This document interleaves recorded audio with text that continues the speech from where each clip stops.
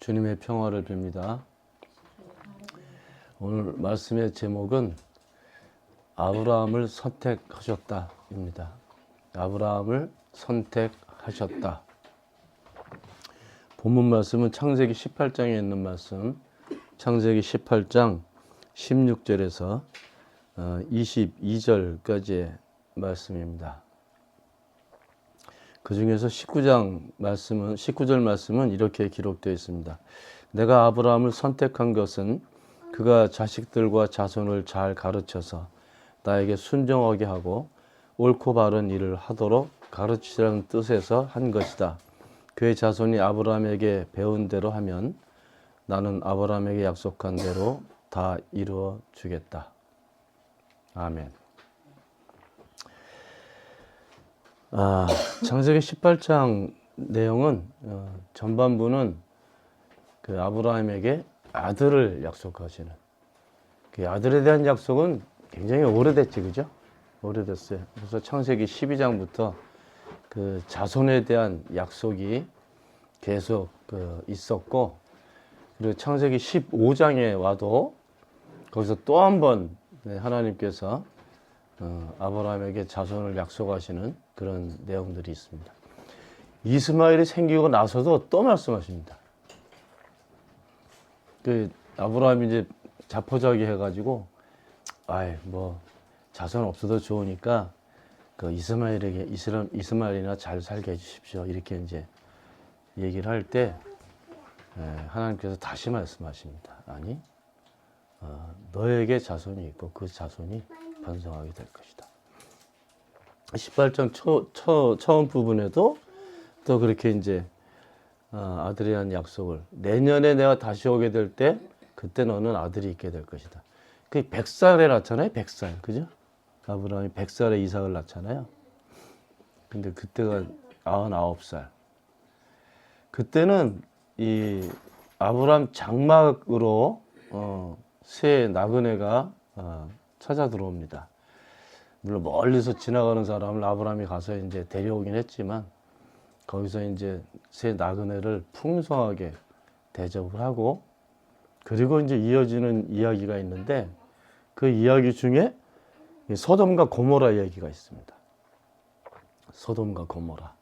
여러분, 소돔과 고모라가 어떤 도시였는지 잘 알고 있지 않습니까? 소돔과 고모라에 대한 이야기가 있고, 그리고 소돔과 고모라가 이제 멸망하게 될 것을 감지한 아브라함이 하나님하고 이렇게 숫자로 이렇게 흥정하는 그런 내용들이 나옵니다.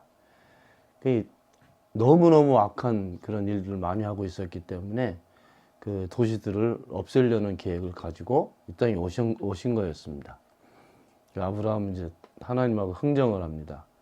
혹시 그 소돔과 고모라에 의인이 50명이 있다 그러면 어떻게 하시겠습니까? 의인들 때문에 그 소돔과 고모라를 살려주시겠습니까? 이런 식으로 계속 흥정을 하죠. 나중에 10명까지 내려가죠. 10명까지. 마지막에 주님께서 말씀하시기를, 그 성에 의인 10명만 있어도 내가 멸하지 않겠다. 근데 없어졌어, 그죠? 그러면 의인 10명이 없었다는 얘기죠. 그 당시에 소돔과 고모라는 그쪽 물론 이집트나 이런 나라는 아주 대강국이기 때문에 거기는 이제 비옥하고 잘 사는 그런 나라였지만, 이 가나안 지역에서는 그 소돔과 고모라가 제일 번창하고 또 잘 사는 도시였습니다. 그 네겝 평야 한 가운데 있었기 때문에 땅도 아주 비옥하고 모든 사람들이 그곳에서 살기를 원했죠. 지금도 이제 그 사람들이 대도시로 몰려 살기를 원한 것처럼 그 당시에도 소돔과 고모라로 살기를 원했었습니다. 굉장히 풍요롭고 이렇게 발달되어 있는 그런 도시 문명 국가였죠. 그 아브라함 사촌이었던 롯도 그 소돔과 고모라가 살았잖아, 그죠? 결국은 그 소돔과 고모라가 하늘의 유황불로 멸망할 때 거기서 탈출한 가족이 있었는데 그 가족이 롯의 가족입니다. 그 외에는 의인이 없었다는 얘기예요. 성서 이야기이긴 하지만 얼마나 악하고 얼마나 죄를 많이 짓고 그렇게 살았던 도시였는지를 짐작할 수 있게 됩니다. 요즘 현대하고 이렇게 비교해봐도 이 소돔과 고모라가 엄청난 죄를 저지르고 있었다. 그 내용은 어떤 건지 잘 기록되어 있지 않습니다. 그냥 좀 성적으로도 음란한 그런 도시였던 것을 본문에서 살짝 알 수 있긴 하지만 구체적으로 어떤 죄를 짓고 어떻게 악하게 살았고 그런 것들에 대해서는 구체적으로 기록되어 있지 않습니다. 그런데 멸망을 당할 정도로 하여간 하나님 보시기에는 아니면 그 도시에서 부르짖는 그 소리가 너무 처절했던 것은 확실했던 것 같습니다. 어느 지역이나 사람들이 모여 살고 이렇게 도시국가 형태 때부터 큰 거대 국가 될 때까지 이 권력을 잡은 사람들이 어떻게 사느냐에 따라서 그 권력자 밑에서 같이 살고 있는 백성들이 편안하게 사느냐 아니면 어렵게 사느냐, 그것은 뭐 지금까지 우리 역사가 다 증명하고 있는 겁니다. 폭군을 만나면 백성들이 고달픈 거고요. 그래도 좀 좋은 그 지도자를 만나면 그나마 조금 살 수 있는 그런 시대를 우리 조상들도 살았고 온 세계 민족들이 다 그렇게 살았습니다. 오늘 본문 말씀은 사실은 소돔과 고모라 이야기하고 이렇게 연결되어 있지 않은 말씀입니다. 좀 생뚱맞은, 이 본문 내용은 소돔과 고모라에 관한 내용으로 길게 이어져 있는데 오늘 본문 말씀은 그 내용하고는 관련이 없습니다. 생뚱맞게 아브라함에 관한 말씀으로 이렇게 들어와 있습니다. 그것이 19절 말씀, 아까 읽어드렸던 내가 아브라함을 선택한 것은, 선택한 이유를 정확하게 말씀하신 거예요. 아브라함을 선택한 이유는 모르겠어요. 모세를 선택한 이유는 무엇입니까? 모세를 선택한 이유는 이스라엘 백성들을 구원하시려는 거예요. 이집트의 압제로부터 구원하시려는 거예요. 아브라함을 선택한 이유는 만약에 오늘 본문을 모르고 있었다 그러면 대부분의 많은 사람들이 이렇게 이해를 할 겁니다. 하나님께서 아브라함을 고향 땅에서 이렇게 나오게 하셔가지고 보여주신 땅으로 가게 하셔서 결국 그 땅에서 살면서 자손도 낳고 또 복을 누리고 이렇게 살게 하시려고 선택하시고 불러내셨다, 이렇게 생각을 할 겁니다. 나쁘지 않지, 그죠? 왜냐하면 그것도 이 아브라함이 이 땅에 살면서 감당해야 될 어떤 자기 몫의 일일 수도 있어요. 사는 모습, 또 하나님께서 보여주신 땅을 찾아가는 그 삶의, 나그네 같은 삶의 여정길에서 많은 이루어지는 일이 있을 거 아니에요. 그러니까 그것을 이루며 살아도 충분히 하나님께서 아브라함을 선택한 그런 목적을 이룰 수가 있죠. 사실은 야곱이나 이삭이나 야곱이나 이렇게 다 봐도 특별하게 무엇 때문에 어떻게 선택하셨다 그런 내용들이 없습니다. 아브라함도 사실은 그 내용은 없어요. 불러내셨다 이렇게 하는 표현 하나 있는데, 근데 아브라함이 사는 삶의 모습을 보면 이른이 넘어서 고향을 떠났는데 100살의 아들을 낳는다고요. 100살에. 그러니까 고향 떠나가지고 30년 동안은 오직 아들 낳을 꿈을 꾸고 살았는데 그 꿈이 이루어지지 않은 거죠. 오히려 고향이 아닌 다른 이방 지역을 떠돌아다니면서 그렇게 때로는 협정도 맺고 때로는 싸움도 하고 이러면서 자기 살 땅을 지키며 살았던 사람입니다. 무엇이 복된 것인지 잘 몰라, 그때는. 이삭도 마찬가지.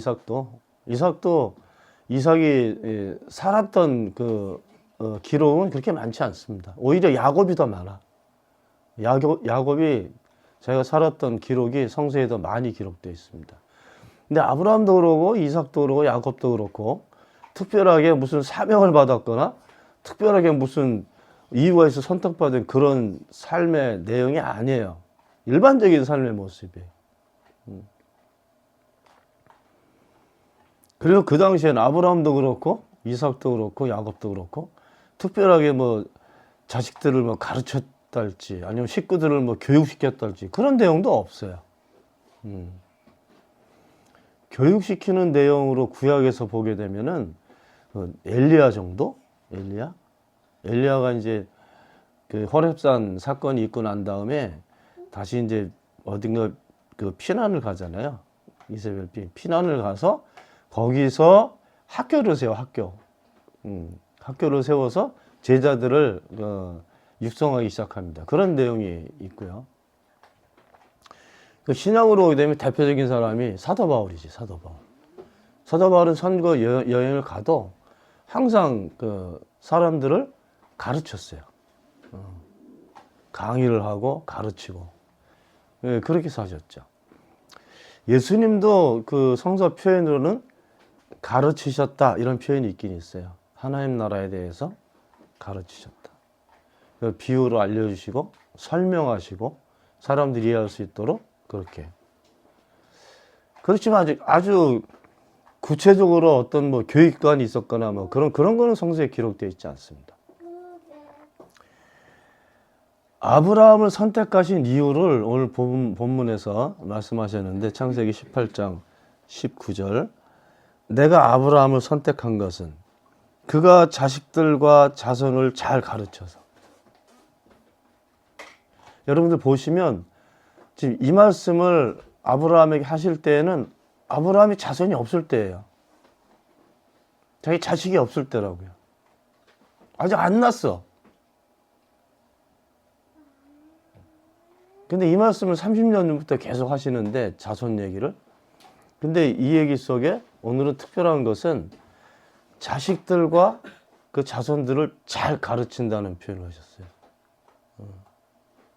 잘 가르쳐서 왜? 나에게 순종하게 하고. 여기 나는 누구예요? 하나님.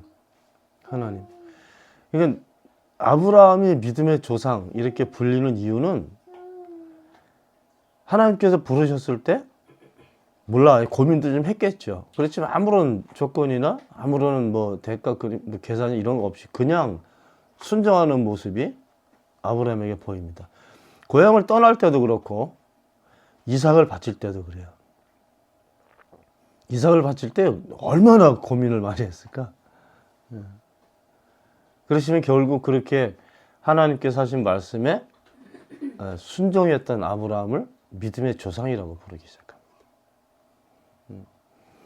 그러니까 하나님께서 보시기에 아브라함이 하는 것처럼 살면 좋겠다는 거지.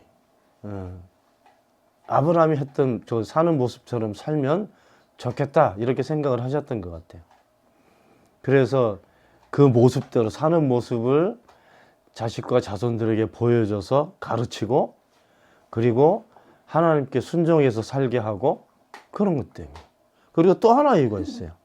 옳고 바른 일을 하도록 가르치라는 뜻에서 한 일이다. 가르치는 이유 두 가지가 나오죠. 하나는 하나님께 순종하고 그 다음에 옳고 바른 일을 하면서 살게 하려고. 누가? 아브라함 자손들이. 그럼 아브라함 보고 가르치라고 그렇게 말씀하셨기 때문에 그럼 아브라함도 그렇게 살았다는 거지. 그죠? 옳고 바르게 살았다는 거예요. 그 아까 얘기했지만 롯하고 관계에서도 그런 것을 볼 수 있어요. 사실은 그 집안 싸움이 있어가지고 롯하고 아브라함하고 떨어져 살게 되지 않습니까? 그때 서로 갈 땅을 정해 산에 올라가서 쭉 보고 아브라함이 먼저 이제 그 제안을 하죠. 너 어디로 갈래? 네가 동쪽으로 가면 내가 서쪽으로 가고 네가 서쪽으로 가면 내가 동쪽으로 가겠다. 아브라함이 롯이 아브라함 조카입니다. 조카. 그리고 단 한 사람밖에 없어. 혈육이. 다른 그 식구들은 뭐 어릴 때부터 길렀던 아브라함의 그 개인 병사들, 그리고 개인 병사들에게 딸린 식구들, 이렇게 개인 병사만 한 400명 정도 있었다니까 그 식구들도 꽤 많은 숫자였을 거라고 생각합니다. 그 뭐 부인도 있고 아이들도 있고 다 그러면. 근데 유독 아브라함만 없어. 아브라함만 딱 혈육이라고는 롯밖에 없어요. 근데 같은 혈육인데 다툼이 일어나니까 이제 떨어져 살기로 했는데 그 제안을 했어요.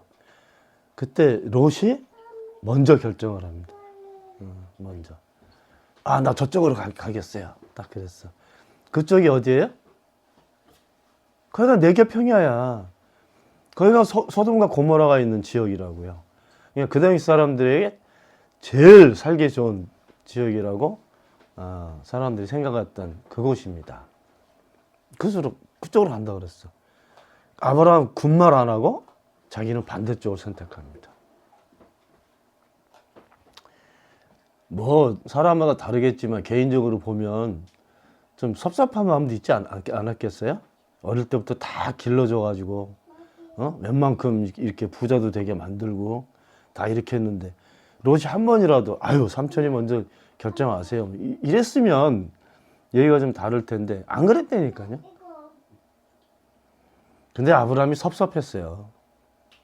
롯이 떠난 다음에 울적한 마음이 들어있을 때 하나님께서 찾아오셨어요. 그래가지고 야, 저 산에 올라가자. 산에 올라가서 네가 사방을 둘러봐라. 사방을 다 둘러봐서 이게 벌판밖에 없어. 돌짝밭. 유대평야 뭐 이런데. 네 개분을 제가 가져갔으니까 그쪽은 안 될 거 아니에요, 그죠? 하나님께서 이렇게 말씀하십니다. 내가 보이는 곳 그것을 다 너에게 주겠다. 네가 이쪽으로도 걸어가 보고 저쪽으로 걸어보고 다 네가 발 닿는 곳은 내가 다 너에게 주겠다. 이건 무슨 하나님께서 아브라함에게 선물을 하시겠다는 얘기 아니에요. 그 아브라함을 달래시는 하나님의 방법인 거예요. 울적하겠지. 혈육도 떠나가고 나는 이제 또 쌩 고생을 하면서 돌짝밭 같은 데서 이 동물들을 길러야 되니까 끊임없이 이동하면서 살아야 되고 그럴 때 하나님께서 찾아오셨어요. 그거 외에도 아브라함이 살면서 외롭게 사니까 그 자식에 대한 이 갈망이 얼마나 컸겠어요. 그거 잘 안 되고 낙심할 때마다 하나님께서 찾아오십니다. 그 대표적인 게 창세기 15장이죠.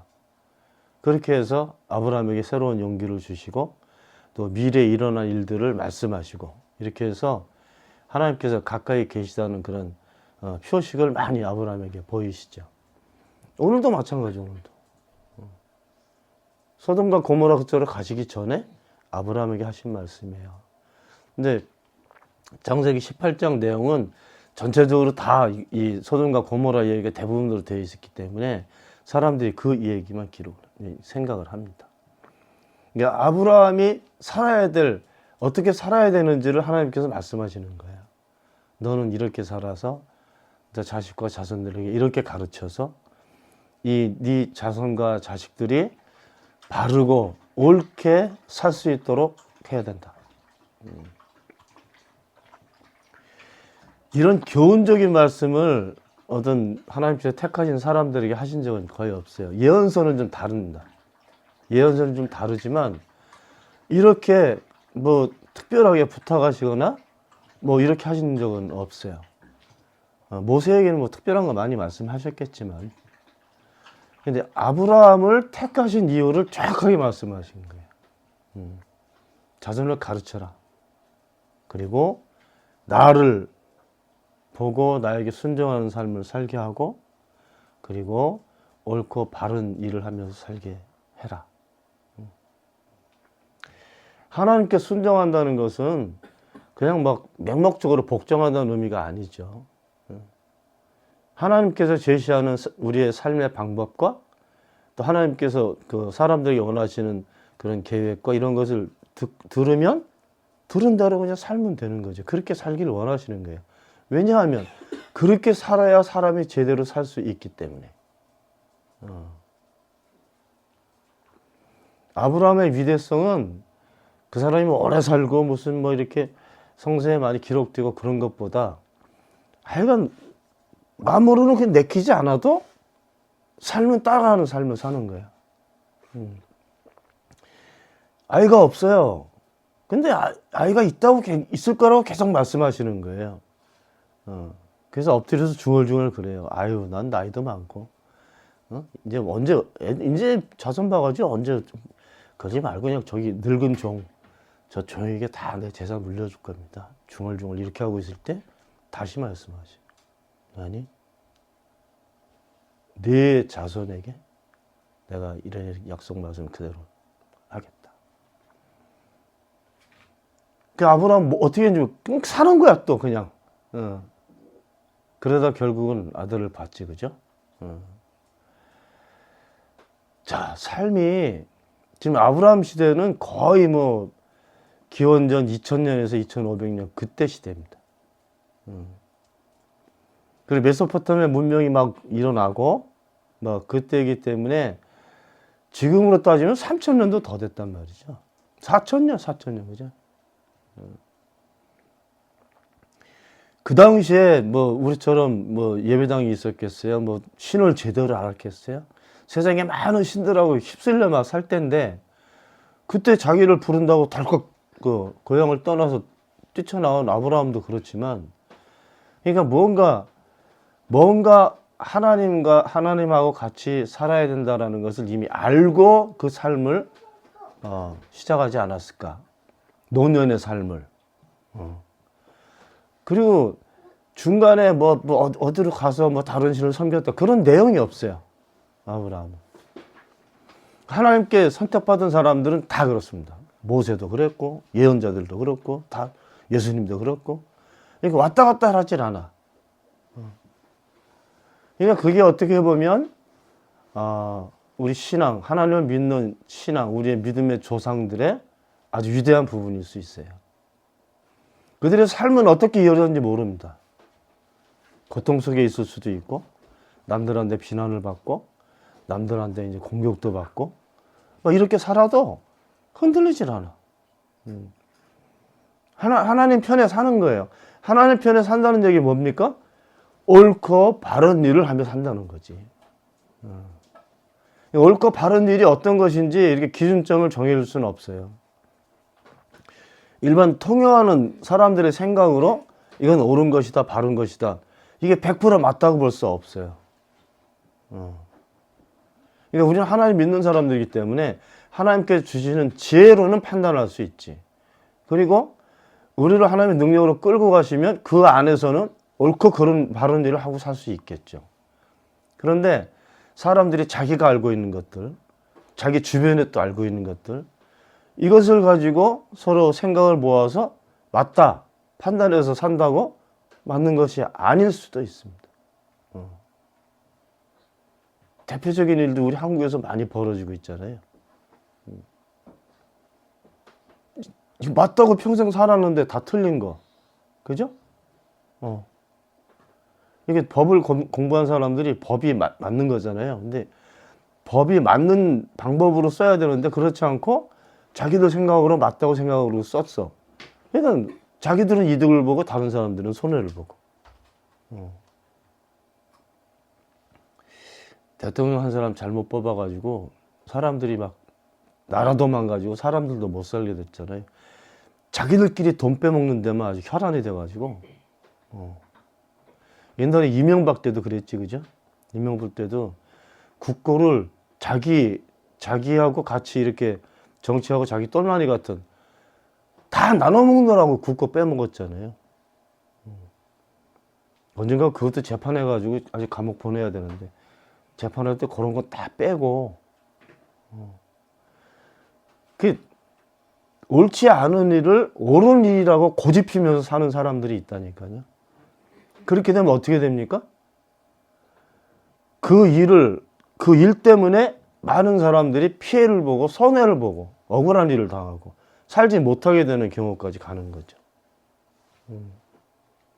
이게 지금 현실이에요. 현실. 한쪽은 이게 옳다 막 주장하면서 가는데 옳지 않은 거야. 이쪽이 옳지 않아. 이게 맞아. 그런데 둘이 싸움이 일어나잖아요. 싸움이. 만약에 사람들이 정말 옳고 바른 일을 정확하게 알고 살게 되면 첫 번째 뭡니까? 사람들이 피해를 보지 않게 돼. 사람들이 그래도 서로 이렇게 어우러져 살 수 있을 만한 그런 세상을 만들면서 살 수가 있습니다. 근데 그렇지 않으면 고집스럽게 자기 생각을 고집스럽게 펼치게 되면 자기는 맞는데 다른 사람들은 잘 못 살게 되는 결과를 낳는 거죠. 그렇게 되는 거예요. 그러니까 하나님께서 아브라함에게 그렇게 말씀하신 이유는 아브라함이 옳고 바르게 살게 되면 아브라함은 하나님께서 바라시는 대로 그 뜻대로 사는 사람이 되고 또 아브라함이 그렇게 사는 것을 통해서 다른 아브라함 주변에 있는 사람들은 정말 사람답게 살 수 있는 그런 세상을 살게 되는 거죠. 그게 하나님께서 바라시는 평등한 세상이고 그게 하나님께서 바라시는 사람들이 살 수 있게 사람답게 살 수 있는 그런 것인 거예요. 그걸 하나님께서 원하시는 거죠. 세상에 돈이 좀 필요하잖아요. 그죠? 돈도 필요하고 집도 필요하고 직업도 필요하고 다 가족도 필요하고 다 필요하잖아요. 근데 필요한 것만 보면 안 돼. 그것이 왜 필요한지를 알아야지. 필요한 것을 어떻게 써야 되는지도 알아야 되고 그런 걸 모르고 내가 필요한 것을 모으고 뺏고 이렇게 사기쳐서 긁어모고 해가지고 그게 삶을 사는 것이 아니고 그것이 행복을 추구하는 것이 아니고 그것이 성공하는 것이 아닌 거죠. 1차적으로 하나님께서 원하시는 것은 사람들이 더불어 함께 사는 것을 원하시는 거예요. 무슨 지위, 고하, 막론하고 부자든 가난한 사람이든 말고 어느 정도 그래도 이렇게 맞춰서 살 수 있는 그런 것을 원하시는 거죠. 하나님께서 사람들에게 알려주신 평화의 나라도 바로 그런 나라 아닙니까? 차이가 서로 없고 불평등이라는 게 없어지고 서로 자기가 살기 위해서 상대방을 없애고 죽이는 그런 일들을 하지 않는 세상. 그런 거예요. 그런 세상을 위해서 사는 사람들이 옳고 바른 일을 하면서 사는 사람들이죠. 하나님께서 아브라함에게 그걸 요구하신 거예요. 그럼 네 자손들도 네 자식들도 그렇게 살게 가르쳐라. 그렇게 네 자손과 너를 살게 하려고 내가 너를 택한 거야. 이렇게 말씀하신 겁니다.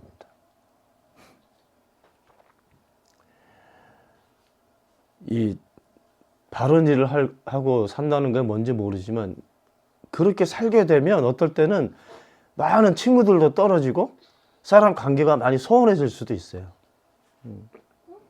아브라함도 외롭게 살았잖아요. 근데 외롭게 살면서도 그래도 자기 할 일은 다 하고 살았다는 거죠. 그래서 우리들에게 본이 되고 신앙의 귀감이 되고 또 저렇게 사는 것이 사라질 수 있구나 이런 조그만 희망이라도 갖게 되고 그런 거죠. 그리스도인들은 오늘 하나님께서 아브라함에게 말씀하신 대로 그렇게 살기 위해서 선택받은 사람들입니다. 예수님은 그런 걸 알지 못하는 사람들에게 이것이 맞다. 하나님이 여기 계시고 하나님 능력이 이렇고 우리 이렇게 살아야 되는 것을 알려준 분이고 그걸 안 사람들은 아는 대로 살아야 되고 그 그리스도인들이죠.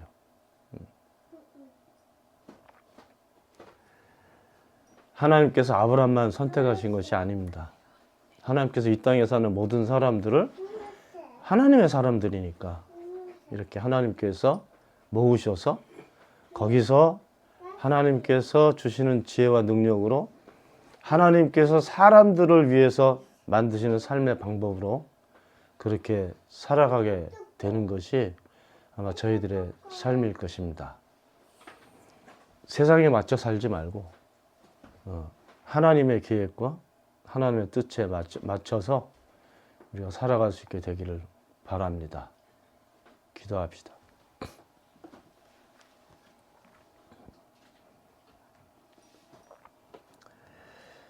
하나님께서 우리 사람들을 먼저 기억하시고 또 택하시고 또 함께 더불어 주님 뜻 안에 살게 하시는 모든 계획을 주님께서 가지고 계신 것을 믿습니다.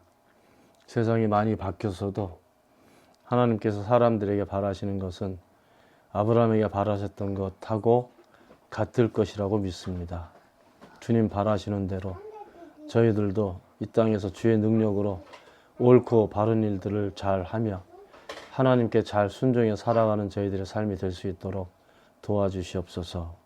우리 주 예수 그리스도 이름으로 기도하옵나이다. 아멘.